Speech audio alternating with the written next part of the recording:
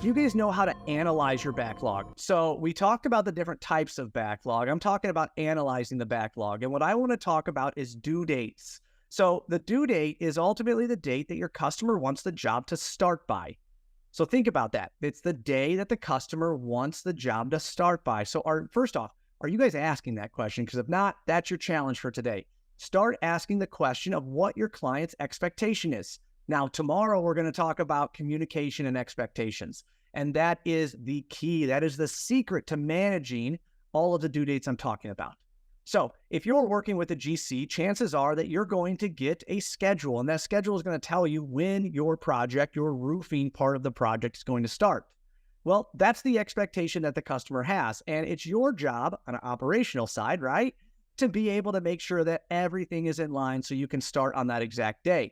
Well, it's no different on a private negotiated side. It's no different on a liquid membrane side, and it's certainly no different on a service side. So let me take you into a little story real quick. Let's imagine that you guys had Comcast, cable provider inside, Eastern Central US, right? You had Comcast, Cox, whatever it is. I don't care. Coming to your house. The first thing that I can tell you is you typically get an ETA, an estimated time of arrival, of Tuesday between 8 and 5. First off, that sucks because now I have to take the whole day off. I have to sit at home hoping that someone's going to show up. Now, let's say no one shows up. Now what? Well, now I've failed to be able to deliver on my promise, right? I gave you a day and a time. I do not understand why in the construction industry, and more importantly, the commercial business side, that this is acceptable for a contractor to be able to miss a due date. It's a date and a time that you comment to be able to be there. So ask the customers, what is the expectation? When would you guys like us on site? Is it coming in on an electrical panel? Is a gutter hanging off the side of a building on a strip mall that's creating a life safety event?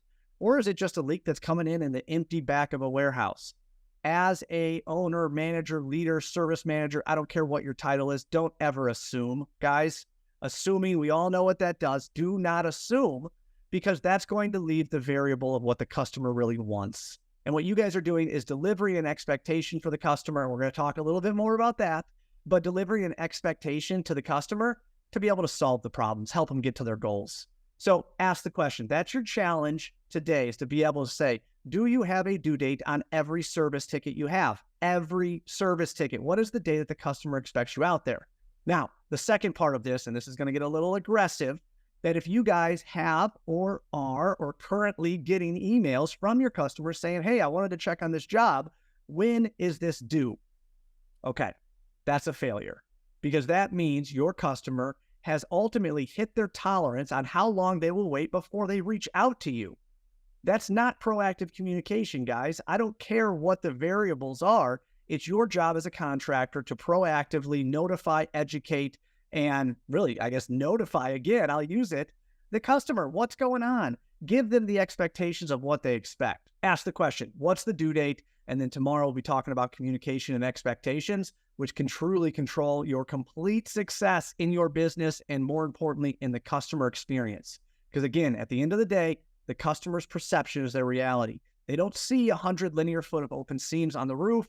They see stained ceiling tiles. They see a ceiling tile that fell on someone's desk. They see damaged assets. They see a table that has water stains on it or a slip fall hazard on the floor. That's what we're there to do. Get the customer closer to solving the problem or getting to their goal. More on that later inside the week, guys. My name's Chad Westbrook. I'm the founder of Service Alignment. If you have not checked it out, you are missing out. So it focuses on everything in the commercial roofing industry with a specific emphasis on service. So check it out. www.servicealignment.com. My name's Chad Westbrook. If you like this, subscribe, guys, share this with people, and let's get this out. Raise the floor of our industry as a whole. Thanks, guys.